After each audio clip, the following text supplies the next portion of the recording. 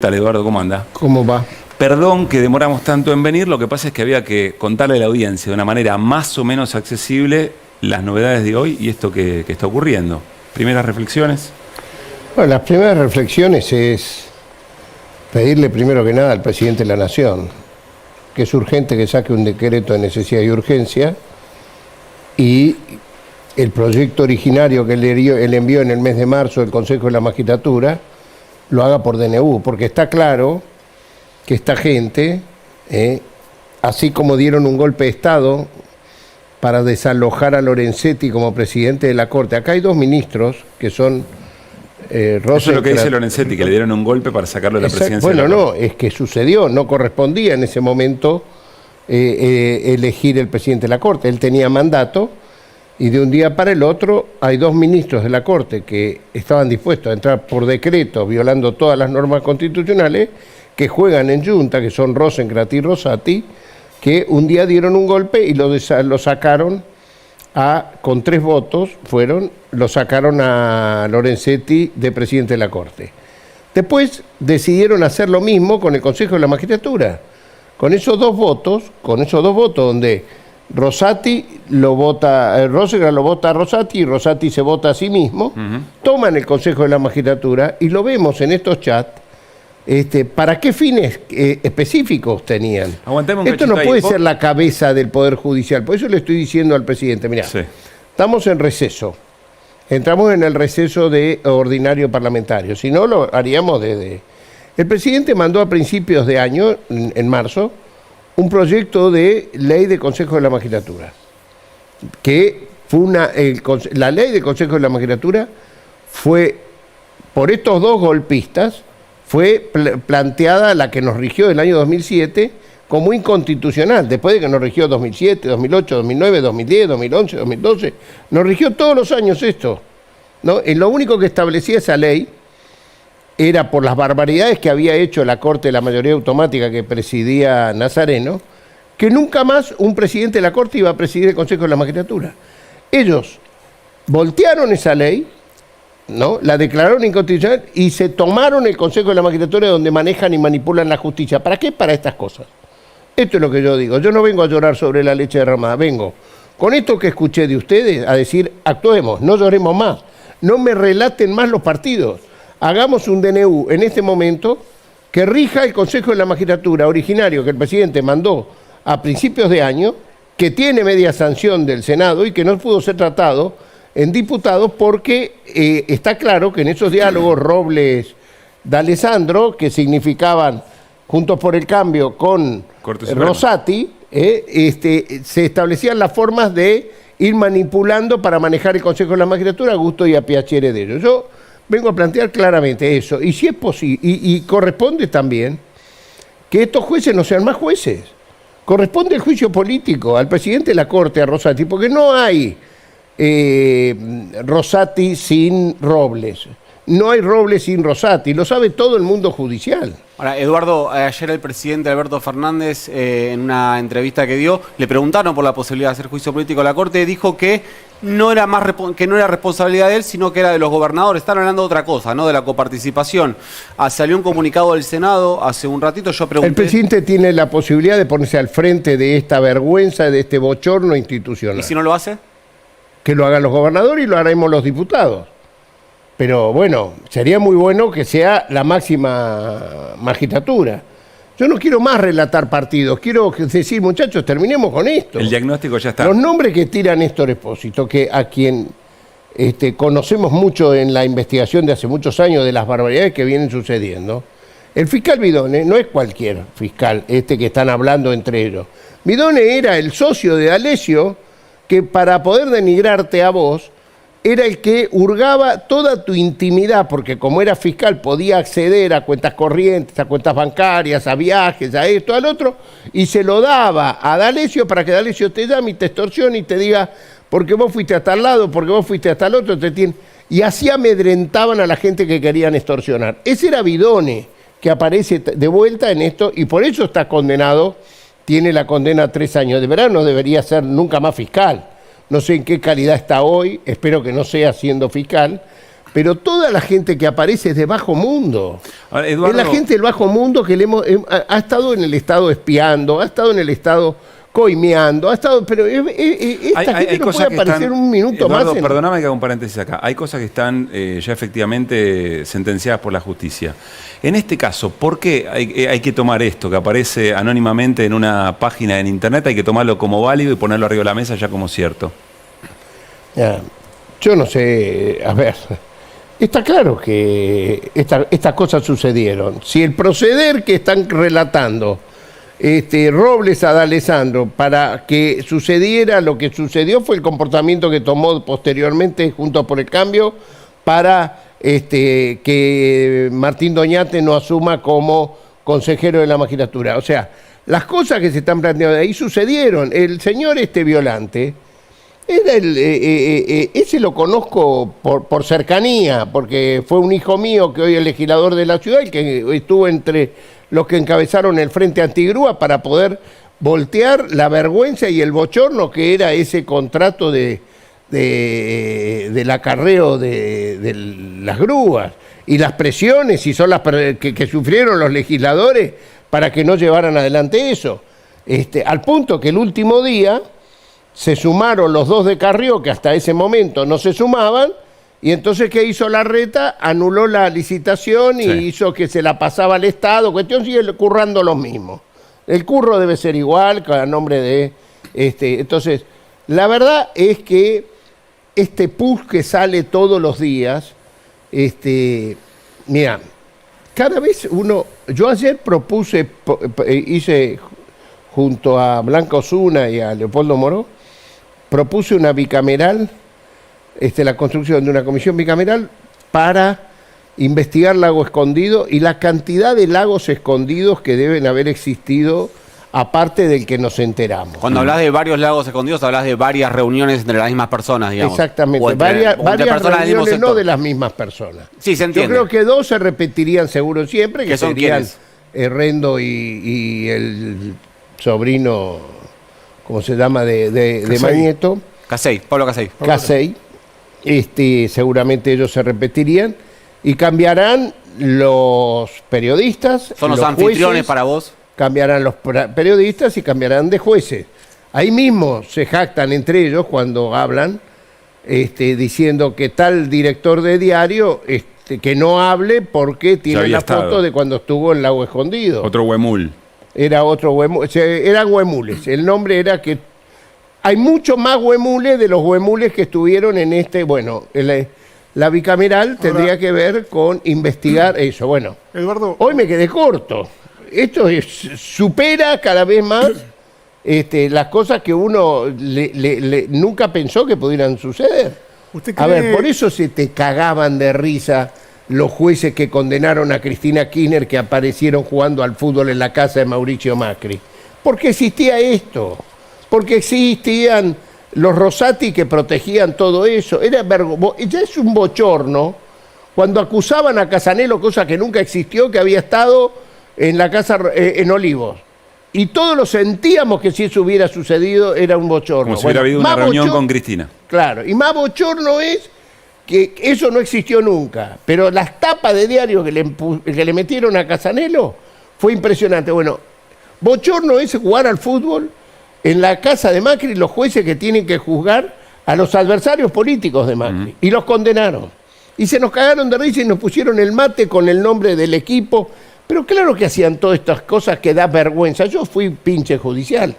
O sea, yo conozco el Poder Judicial por dentro. Tienen vergüenza los jueces honorables de esta conducta que están haciendo. Esto es una banda de usurpadores del Poder Judicial, que le denominamos partido judicial, porque después del partido militar han demostrado hacer los mismos fines de persecución, Vos decís que dentro del Poder Judicial hay vergüenza de este grupo. Pero no tengas ninguna duda. ¿Y por qué no salen públicamente a deslegitimarlo, correrlo y acusarlo? acusarlo? Hay algunos que salen, lamentablemente no tienen prensa. Hay algunos que salen, y salen públicamente, los de lista celeste. A veces la lista celeste figura lista celeste, pero son jueces muy honorables. Por supuesto que tienen vergüenza y algunos los manifiestan Pero la públicamente. autodepuración del Poder Judicial no parece... Pero es que no hay autodepuración. Por eso le digo al presidente, no existe más. Esto es como cuando Alfonsín les dio la oportunidad a los militares en el 84 de que, de acuerdo al Código de Procedimiento Militar, que se juzgaran, ¿no? Y se crearon los tribunales, bueno, se salieron todos absueltos. ¿Qué tuvo que hacer Alfonsín? Ir a la justicia ordinaria, ¿no? Y bueno, acá le digo al presidente, es lo mismo, no se van a autodepurar entre ellos. Por lo tanto, corresponde juicio político. Pero el presidente, no en este caso en particular, pero no te dice, me lo van a declarar inconstitucional a los 2 minutos. Bueno, pero que se lo declaren inconstitucional, pero por lo menos que juegue la ficha. Escuchame, a todos nos pasan cosas. ¿O vos te crees que para mí no es gratis venir acá y decir lo que estoy diciendo? Me esperan tapas y tapas y tapas, como me esperaron antes, de diarios, de Clarín, La Nación, que te inventan, te enchufan los teléfonos cuando vas a visitar a los presos. ¿Y vos crees que esa es la preocupación personal del presidente? No, yo no digo que sea la preocupación, pero todos tenemos costos políticos cuando hacemos cosas que debemos hacer.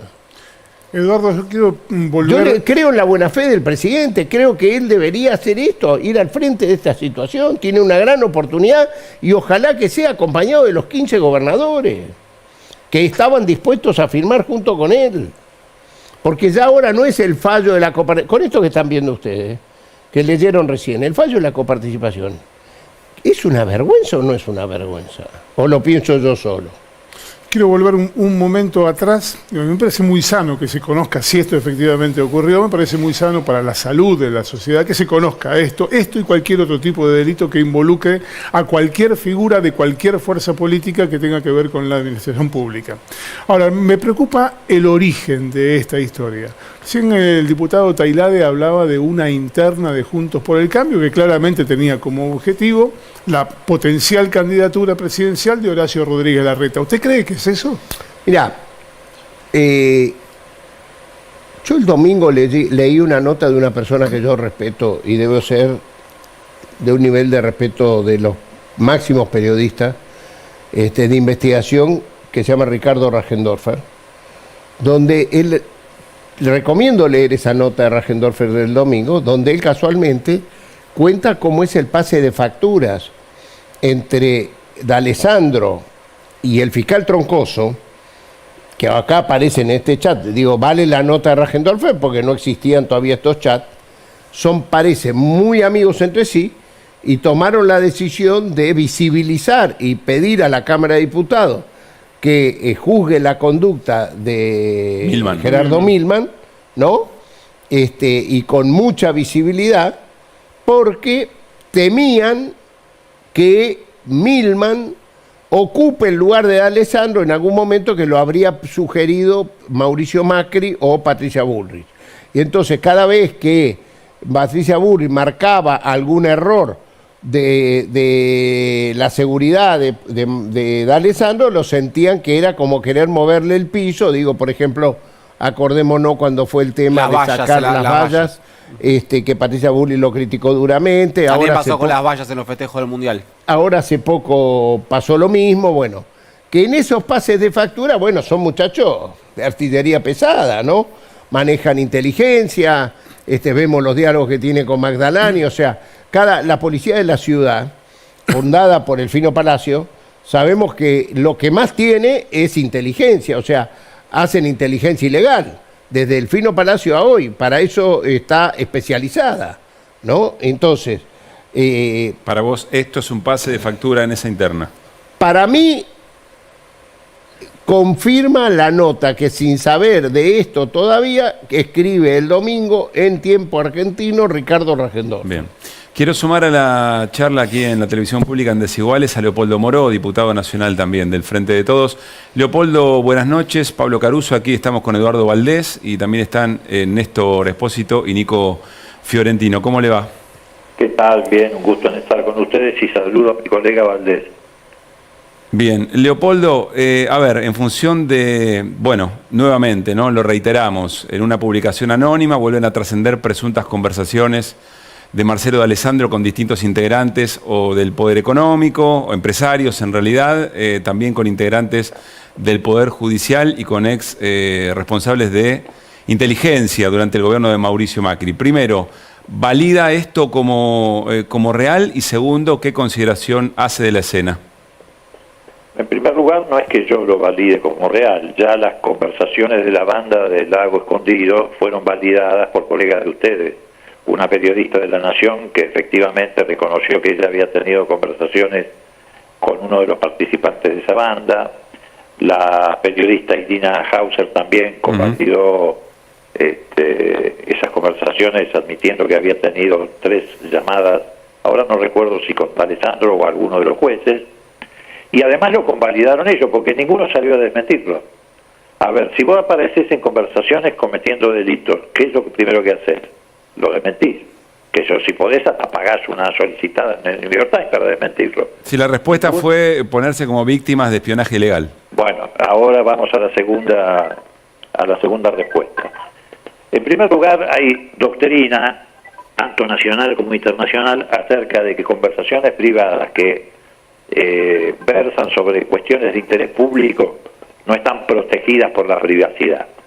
Pero además te voy a dar, porque el pez por la boca muere, un antecedente de hace un tiempo atrás acá en la Argentina. Cuando resucitaron después de haber cerrado la causa de el pacto con Irán, de haber cerrado la causa a Héctor Timerman, la resucitaron. Ustedes recordarán que fue sobre la base de una conversación de Héctor Timerman con el entonces presidente de la DAIA. Sí. Ninguno de los dos admitió, al contrario, dijeron que habían grabado la conversación. Por lo tanto, la conversación teóricamente era ilegal. Pero Bonadío primero, la Cámara Federal después, y por último, Borinsky y Hornos, que estaban complotados con Macri y con la DAIA para reabrir la causa contra Héctor Timerman, ya entonces enfermo, convalidaron la conversación. Por lo tanto, también la jurisprudencia local convalida esas conversaciones cuando versan, vuelvo a repetir, sobre cuestiones de naturaleza pública. Bien. Así que acá no hay espionaje ilegal de ningún tipo. En todo caso, si hay espionaje, será entre ellos. Eso está claro, que esto es un problema entre ellos. Pero yo no quiero quedarme solamente en esta cuestión, porque por supuesto es grave todo lo que escuchamos sobre coimas, es grave lo que escuchamos sobre apretadas otra vez, por ejemplo, Alessandro amenazando a un colega de ustedes, concretamente a Rolando Graña, en el mismo tono que lo hizo con el titular de la PCA, con Glinsky, casi como si se tratara de un jefe de grupo de tareas de la ESMA. Lo grave, lo más grave de todo esto, de toda esta cloaca, de toda esta porquería, es la participación del presidente de la Corte Suprema de Justicia de la Nación Argentina en un complot contra los otros poderes del Estado. Eso es lo más grave. ¿Y por qué digo? Porque efectivamente este señor Robles, que es el jefe de gabinete de Rosati, le dice al Alessandro, que actúa como vocero de la Reta y de Juntos por el Cambio, por qué camino tienen que transitar si quieren que la causa del Consejo de la Magistratura salga como quiere Juntos por el Cambio. Le explica cómo tienen que hacer, le dice, dame 5 minutos y te explico. Le explica qué trayecto tienen que recorrer en el Senado, y lo recorren. Le explican qué trayecto tienen que recorrer en sede judicial, y lo recorren. Es decir, con antelación a la sentencia, le dicen, vos andás por acá, andás por allá y andás por acá. ¿Y a quién se lo dicen? A Juntos por el Cambio. Y es lo que Juntos por el Cambio hace luego. Y es lo que Juntos por el Cambio hace luego, y es lo que da motivo a que la sentencia salga como quería Juntos por el Cambio y como quería Rosati. Porque Silvio Robles no es ni siquiera abogado, es un periodista. Por lo tanto, es poco creíble que él haya diseñado ese camino. Ese camino se los diseñó Rosati. Y el lenguaraz, el vocero de Rosati, es Silvio Robles. Ahora, ¿cuál es la gravedad de todo esto? Hasta aquí sabíamos que existía en cierta jerarquía de la justicia un grupo mafioso, que es este del Lago Escondido, que buscaba prebendas, que practicó el delito de cohecho, de tráfico de influencia. Pero ahora nos hemos dado cuenta, con estos de chat que se han conocido, que la mafia más alto está instalada en la Corte. Y el presidente de la Corte está encabezando un intento de pasar por... Ahí tenemos dificultad en escuchar al diputado Leopoldo Moro. Leopoldo, ¿nos escucha bien? Ahora lo recuperamos. Bueno, lo que estabas mencionando, muy en línea con lo que vos mencionabas. Bueno, Eduardo. es que el presidente de la Corte no puede ser más ni presidente de la Corte ni presidente del Consejo de la Magistratura. Muchachos, porque Robles hizo todo eso, como bien dice Moró, no es abogado. O sea, el diseño jurídico se lo dio. Y aparte, si no hubiera Robles es tenido nada Rosati. que ver, a ver, vamos a la pregunta de ustedes. Sí. Si estos chats no fueran ilegales, ¿sabes lo que hay que hacer? Presentarse urgente y decir, señores, húrguenme el teléfono, son ilegales, son mentiras. Porque si es mentira. Ah, bueno, pero una cosa es que sean ilegales, otra cosa es que sea mentira. Bueno, Puede pero- ser ilegal la pero cuando obtención vos de la sos prueba. honesto, salís en el mismo momento a decir eso es mentira. La Te versión están que- acusando de cosas muy. Mira, si son legales o son ilegales, de las dos maneras, explícalo. Sí, Porque la te versión están que están acusando de dando, recibir coimas. Eduardo, ¿eh? la versión que están dando del Ministerio de Justicia y Seguridad porteño no es que son mentiras, sino es lo mismo que dijeron cuando se filtraron los mensajes de Lago Escondido, que no son mentiras, sino que están editados o adulterados. En el caso de Lago Escondido, igualmente después se terminó confirmando toda la información, ¿no? Sí, además hay una cuestión de fondo en esta historia que es discutir el origen, que es discutible, hace perder de vista lo que sostienen esos diálogos, que es lo que verdaderamente hay que Pero determinar si es cierto o no. Al igual que en Lago Escondido, Nil Rodríguez Paz, por ejemplo, dijo efectivamente existió lo que en esos chats figura, que dice que Ercolini me iba a llamar a mí y yo me negué a hacer lo que me pidió Ercolini. Bueno, acá podemos decir que el comportamiento de Juntos por el Cambio es exactamente lo que dice ahí, le sugiere Robles a D'Alessandro, que hagan con respecto al tema del Consejo de la Magistratura. Por eso, el resto, que se ocupen los jueces que tienen que investigar las coimas, lo de Violante, lo de... Yo, de lo que no puedo entender, lo que creo que no puede suceder ni un minuto más, es que esta banda maneje el Consejo de la Magistratura de la Argentina, donde se dirime nada más y nada menos que los valores, la honra y la deshonra de los argentinos. Esto es una banda mafiosa que no puede permanecer un minuto más. Por eso le pido al presidente que haga un DNU, un decreto de necesidad de urgencia, con el proyecto originario de él, cuando en marzo mandó el proyecto del Consejo de la Magistratura. Mientras se aprueba el DNU y todo eso, rige ese DNU y empecemos a funcionar con que el Consejo de la Magistratura sancione a los que tenga que sancionar, porque si no, seguimos hablando relatando cosas que van a seguir sucediendo, porque van a aparecer pasos. Porque en la pelea que se está teniendo entre estos dos grupos poderosos que hablamos recién, ¿no? De los que se cobraron durante 2 semanas tener a Milman en el escuadrón de fusilados, ahora pasan al frente y lo tienen a D'Alessandro en el escuadrón de fusilados, pero la verdad es que los dos han cometido horrores. Entonces, digo, muchachos, en el medio resolvamos algo. Ahora, Eduardo, resolvamos que las instituciones que son fundamentales para la vida de la democracia, en este caso la justicia, uno de los 3 poderes fundamentales, tiene que ser modificada, pero con acuerdo político, porque yo no creo que todos ¿Con acuerdo los político diputados- entre quiénes? pero yo no creo que los diputados de la Unión Cívica Radical todos piensen de esta manera. No Pero creo votan que ni siempre siquiera lo mismo, todos los del Eduardo. PRO piensen de esa Pero manera. Eduardo, vos como diputado lo vivís siempre, digamos. Yo entiendo, hay muchos sectores del peronismo que tienen cierta expectativa en que la Unión Cívica Radical de alguna manera se despegue del PRO en la defensa. Pero en los hechos, si vos lo vivís cada vez que vas al Congreso, son una unidad. No creas, no. Yo vi a Facundo Manes y se la bancó Facundo Manes, y detrás de Facundo Manes hay un liderazgo político con varios. Para un juicio político necesitas 2/3, Eduardo. ¿Cómo? Para un juicio político necesitas 2/3. No, pero primero que empiece a funcionar el Consejo de la Magistratura. Primero que empiece, para que funcione el Consejo de la Magistratura se necesita un DNU. Y aprobarlo en la comisión de DNU y después va al recinto. Pero mientras tanto el DNU existe. O sea, el Consejo de la Magistratura surge, la ley, desde el momento que el presidente saca el DNU. Ahora, eso llevaría a un clima, vos sabés muy bien que si el No, presidente peor hace clima eso- que este no hay. Vos me vas a decir, no, pero si sacás al DNU, llevas a un clima. Mirá, yo creo en la honestidad de mucha gente de la oposición. Y estaría más que justificado, porque aquella ley estoy hablando de una ley que es públicamente conocida, no estamos hablando de una ley hecha entre gallos y medianoche.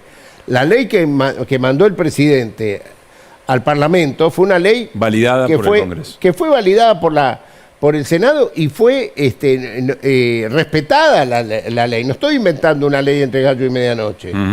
Por eso digo, mientras tanto, tenemos que resolver este tema. O vamos a pasar enero, febrero, marzo para que sigan haciendo... Miren, estos fallos de las últimas 2 semanas, nosotros sabemos que todos los fallos de diciembre son fallos inmostrables, fallos inconfesables, ¿no? Y vemos que salen a todo momento, desde el fallo de la coparticipación hasta cuestiones que hacen a otras cuestiones más. Son fallos de vergüenza. Y como les da vergüenza, lo sacan en estos días donde entre el campeonato mundial y las fiestas pasan desapercibidos, digamos. Bueno, esto ya es mucho y esto muestra lo que decíamos nosotros, que fue un golpe de Estado cuando se lo volteó a Lorenzetti, dado por 2 actuales ministros que estaban sin escrúpulos para asumir sin acuerdo por decreto, y esos mismos 2 son los que después tomaron el Consejo de la Magistratura. O sea, el Consejo de la Magistratura y la Corte Suprema está en manos de presidente y vicepresidente de condiciones de inhabilidad moral para conducir esto. Eduardo, gracias por haber venido. Gracias a ustedes.